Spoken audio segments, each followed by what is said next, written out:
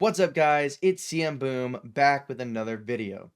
The Xdefiant playtest has come and gone, and I wanted to take a look back at the test and go over the positives and negatives and my overall opinion of the playtest. If you've been following the channel, Xdefiant has been a topic that has been talked about a lot since the playtest in June of 2023.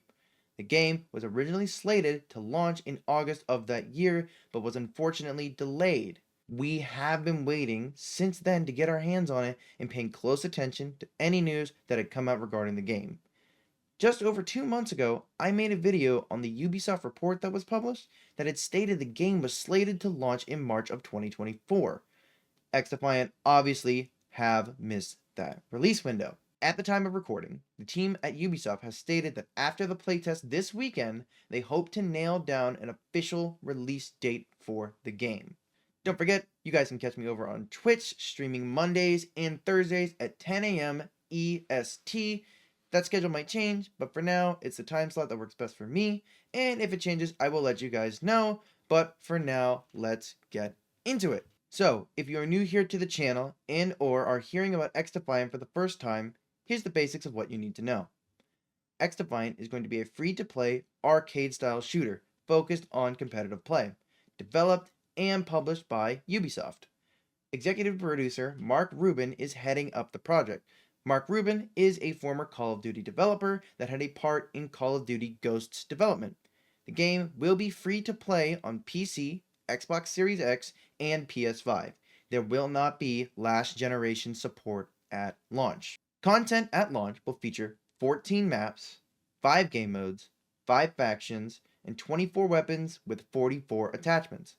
Additionally, Xdefiant already has a year 1 roadmap planned out. There will be 4 seasons in year 1, each one lasting about 3 months. Each season will see a new faction brought to the game, as well as 3 new maps per season and 3 new weapons per season, as well as a 90-tier battle pass. With those new maps and weapons, the plan is to release 1 weapon and 1 map each month, which will guarantee new content for each month for a year. So, now that you know what Xdefiant is, let's talk about the playtest that happened this past weekend.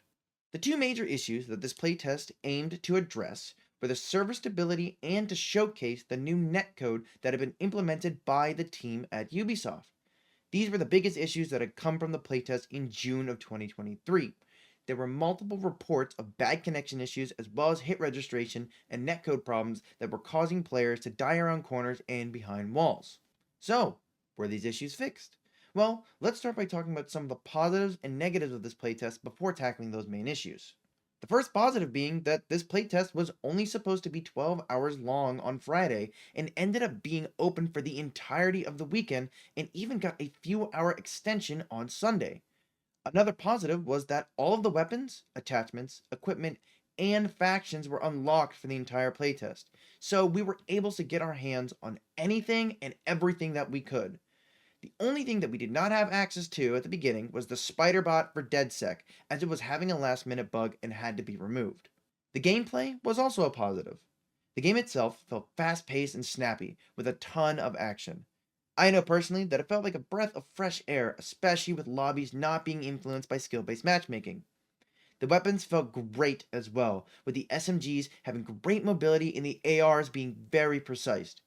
Additionally, aim assist wasn't too overpowered, so you actually had to aim in order to get a kill at range, something that has not been around for a while. Abilities felt balanced for the most part. There were a few times where I did struggle to get a kill onto the Libertad faction, the healers, but that was only when they were using their ultimate abilities, so it did make sense. Unfortunately, the Echelon faction ended up having to be disabled partway through the playtest due to a bug with the digital ghillie suit that was causing permanent invisibility. It did kind of stink, but it was nice to see the team respond quickly to a bug that was game breaking. Now, this playtest did come with some negatives, but in my opinion, there were not many, and I did not experience pretty much any of these negatives that I was going to talk about. There were some reports at the beginning of the playtest of people getting Delta 01 errors and could not access the game or were booted after playing one match. I can say that I only had this problem once and it was resolved by reloading and rebooting the game, and I never had that issue ever again. There were a few people having problems getting their PS5 controllers to work on console. Again, I never had that issue as I play on PC, but it was solved by plugging the controller into the PS5 console and updating the firmware on the controller. Now, for the big question. Were the two main issues fixed from last playtest, being the server connection and the netcode? I can say from my experience that the netcode and the server connection felt so much better. I had never had any hit registration problems or experienced any lag or stutter through the entirety of the playtest. It truly felt like there were improvements made to this game and it felt great.